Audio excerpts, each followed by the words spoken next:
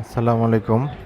আমি আপনাদের সামনে আজকে নতুন একটি ভিডিও নিয়ে হাজির হলাম। আমি এখন আছি তালতলা মার্কেট।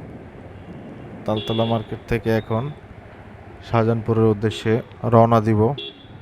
মার্কেট থেকে বেরোতেছি মোটামুটি। দেখি কী অবস্থা। দেখতে দেখতে কয়েকদিন যাবৎ ভিডিও বানাই না। তো আসলে ভিডিওটা মূলত শখেই বানানো। শখ করেই বানাই। মাঝে মাঝে হয়তো আপনাদের মাঝে আসি, একটু শেয়ার করি নিজে কোথায় কোথায় যাই। তো এরকমভাবে শেয়ার করতে পারি না। চাইতেছি যে ভালো একটা মোটো ব্লগার হওয়ার। দেখি আপনাদের দোয়া এবং সাপোর্ট যদি থাকে ইনশাল্লাহ সম্ভব। কারণ পৃথিবীতে কেউ একা কখনো পরিশ্রম করে উঠতে পারে না। অবশ্যই মানুষের সাহায্য প্রয়োজন হয়, যে কারো একটা মাধ্যম প্রয়োজন হয়। তো নিজে যেহেতু শখ করে বাইক চালাই, আবার ছোট একটা ব্যবসাও করি, ব্যবসার ফাঁকাফাঁকি একটু ব্লগ ভিডিও বানাই। আসলে কী টাইপের ভিডিও বানাবো জানি না। তো রাস্তায় চলতে চলতে যতটুকু পারি একটু ভিডিওর মধ্যে থাকি। ওই হয়তো লাইভ করা হয় না, কিন্তু কিছু ছোট ছোট কিছু ভিডিও, একটা চ্যানেল আছে যে চ্যানেলটার মধ্যে আপনারা ভিডিওটা দেখতেছেন, আবার একটা পেজ আছে। তো এগুলোর মধ্যে ভিডিও শেয়ার করি একটু মাঝে মাঝে।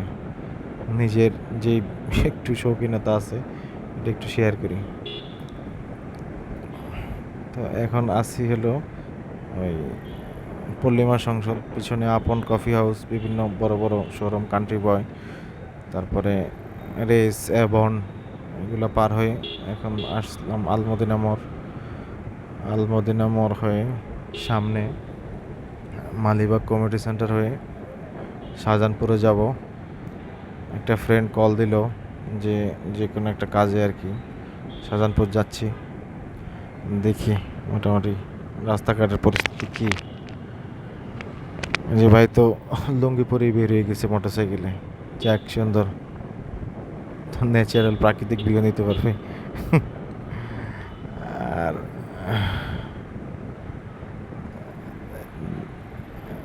একটু মানে বৃষ্টি অল্প একটু হলেই এখানে পানি জমা থাকে। তারপর এই জায়গাটা অন্য অন্য জায়গার তুলনায় ভালো আছে। বিশেষ করে এই যে এই সাইডে রিয়াজবাগ, নবীনবাগ, এদিকে তো পানি হলে মোটামুটি খিলগাঁয়ের বাসিন্দা যারা আছে তারা জানে মোটামুটি বন্যা হয়ে যায়, দুর্ভিক্ষ লেগে যায় ওইদিকে, এত পরিমাণ পানি থাকে। এই আনসার কোয়ার্টার আর সি ব্লক, এই অঞ্চলটা খিলগাঁয়ের মধ্যে সবচেয়ে পপুলার জায়গা, সুন্দর, পানি টানি কম ওঠে। এখানে যারা মোটামুটি স্বয়ংসম্পন্ন ভালো তারাই মূলত সি ব্লক এরিয়াতে থাকতে পারে। যাক, তো খিলগাঁয়ের যারা আছে তারা জানে আসলে খিলগাঁও হলো একটা বাণিজ্যিক একটা এরিয়া।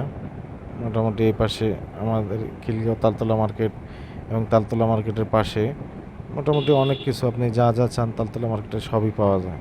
A to Z আপনার ঘর সাজানোর জন্য, তারপর নিজেকে সাজানোর জন্য যা প্রয়োজন সবই মোটামুটি পাওয়া যায়। তা দেখেন এই বাসগুলো যে বাম পাশে দাঁড়ায় আছে, জনসাধারণের কী ক্ষতি হয়। এই এমনিতেই আপনার ডান দিকে ওই উড়ন্ত সেতু করার কারণে ব্লক অনেকখানি, এর মধ্যে যদি আবার ওই বাসগুলো দাঁড়ায় থাকে তো পরিস্থিতিটা কী দাঁড়ায় বলুন। রাস্তা এমনিতেই ছোট, এই জায়গাটা ম্যাক্সিমাম সময় জ্যাম ট্যাম লেগে থাকে। এদিকে আসলে ওরকম ভিআইপি লোকজন হয়তো চলাফেরা করে না, এই জন্য এগুলা দেখে না, নাহলে এই বাসগুলো অবশ্যই থাকতো না। তা আমরা আশা করব যে বাসগুলো যাতে অতি অবিলম্বে যাতে এখান থেকে উচ্ছেদ করা হয়, এগুলো যাতে একটা পার্কিংয়ের ব্যবস্থা করা হয়।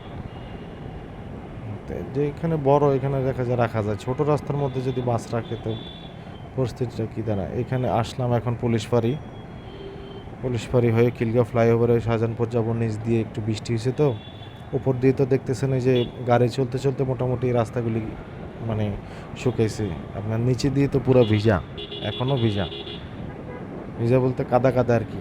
আপনার বাইক টাইক সব এমনি ওয়াশ করা মোটামুটি, তো কাদা লাগাইতে চেতেছেন। এই বাম পাশে দেখেন পানি জমে আছে। এই যে যেদিক দিয়ে চাকা গেছে ওই দিক দিয়ে ক্লিন, যেদিক দিয়ে চাকা যায় নাই ওই দিক দিয়ে মনে করেন যে পানি জমে আছে। এই যে একটা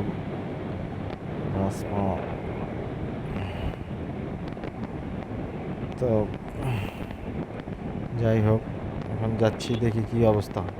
সামনে কি শুক্রবারের বাজার, আজকে কি জ্যাম আছে নাকি নাই দেখি। জ্যাম আসলে থাকার কথা না, কারণ এখন নামাজের পরে তো, জুম্মার নামাজ পড়ে বেরোলাম, মোটামুটি জ্যাম ট্যাম নাই রাস্তাঘাটে। শুক্রবার এমনিতেই মোটামুটি অনেক ফ্রি থাকে আলহামদুলিল্লাহ, অন্যান্য দিনের তুলনায়। ঢাকা শহরের তো যে পরিস্থিতি, মাশাল্লাহ, সব দিকে আটকে থাকে। ও একটা ছেলে দেখা যায় বাম পাশে শুয়ে আছে রে। হ্যাঁ রে, মনে হয় মা বাবা কেউ নাই, এভাবে শুয়ে আছে। আসলে ওদের দেখলে খুবই খারাপ লাগে। তো যতটুকু পারি চেষ্টা করি ওদের মুখে একটু হাসি ফোটানোর জন্য। তো এইভাবে রাস্তায় পড়ে থাকতে দেখতে খারাপ লাগে। তো এখন হয়তো একটু কাজ আছে হাতে, একটু সময় নাই, তা না হলে ওরে জিজ্ঞেস করতাম কী অবস্থা। তো আজকের মতো এই পর্যন্তই, যাই শাহজাহানপুরের দিকে। আপনারা সবাই ভালো থাকবেন, সুস্থ থাকবেন এই কামনাই করি। আল্লাহ হাফেজ।